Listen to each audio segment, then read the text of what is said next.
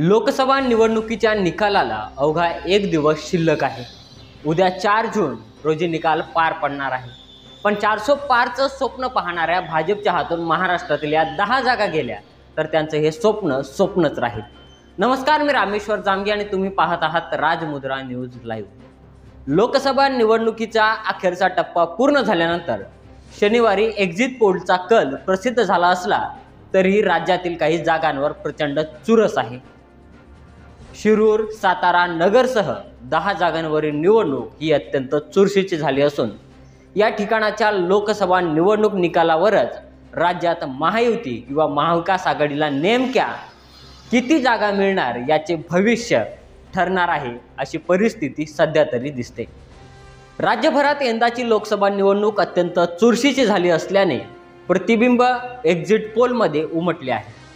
विविध संस्थांनी केलेल्या एक्झिट पोलमध्ये शिरूर, सातारा, नगर, मुंबई उत्तर पश्चिम, मुंबई उत्तर मध्य, भिवंडी, अमरावती, चंद्रपूर, यवतमाळ, वाशिम आणि उस्मानाबाद या 10 जागांवर अत्यंत चुरशीची लढत झाल्याचे चित्र दिसते आहे। कल जाहीर करणाऱ्या संस्थांच्या प्रतिनिधींच्या म्हणण्यानुसार या ठिकाणी जिंकण्याची शक्यता वर्तवण्यात आलेल्या उमेदवारांची जिंकण्याची शक्यता 1 ते 4% दरम्यान आहे। सर्वेक्षणामध्ये किमान 5% अधिक मताधिक्य मिळत असलेले उमेदवार जिंकण्याची शक्यता सर्वाधिक असते। सर्वेक्षणात या 10 जागांवर अत्यंत चुरशीची लढत झाल्याने या ठिकाणचे निकाल राज्याचे चित्र बदलू शकतात, अशी प्रतिक्रिया एक्झिट पोलचे जे संबंधित प्रतिनिधी होते त्यांच्याकडून व्यक्त करण्यात आली आहे। पश्चिम महाराष्ट्रात शिरूर आणि सातारा या दोन्ही मतदारसंघातील निवडणूक ही अत्यंत चुरशीची झाली आहे।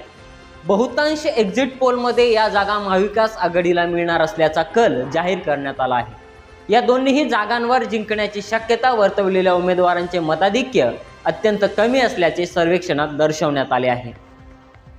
असाच प्रकार नगर, मुंबई उत्तर पश्चिम, मुंबई उत्तर मध्य, भिवंडी, अमरावती, चंद्रपूर, यवतमाळ, वाशिम आणि उस्मानाबाद या 8 जागांवर असल्याने राज्यात नेमकी कोणाची सरशी होणार याचा अंदाज वर्तवणे अतिशय कठीण झाल्याचे सांगितले जात आहे।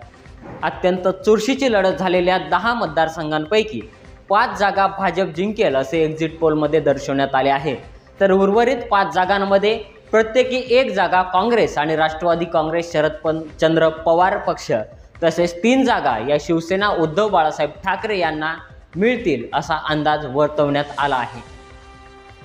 भाजपला दर्शवण्यात आलेल्या 5 जागांवरील निकाल विरोधात गेले तर महायुतीला त्याचा मोठा फटका बसण्याची शक्यता वर्तवण्यात येत आहे। आता उत्सुकता आहे उद्याच्या निकालाची, त्यामुळे तुम्हाला काय वाटतं आम्हाला कमेंट करून सांगा आणि असेच नवनवीन व्हिडिओ पाहण्यासाठी राजमुद्रा न्यूज लाईव्हला सबस्क्राईब करा। धन्यवाद।